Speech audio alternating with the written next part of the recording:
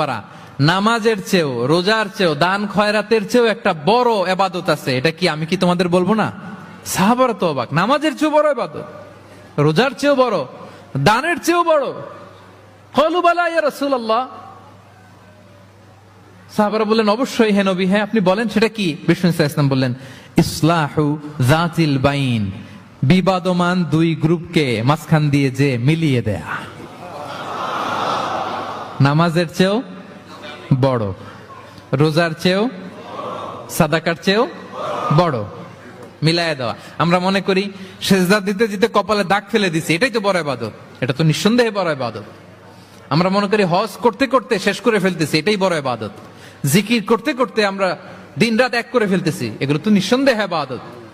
কিন্তু দুই ভাই বিবাদমান দুই গ্রুপের মধ্যে আপনি যদি মিলিয়ে দেন, এগুলো নফল রোজা, নফল দান, নফল সালাতের চেয়ে বেশি সওয়াবের কাজ। পড়েন সুবহানাল্লাহ।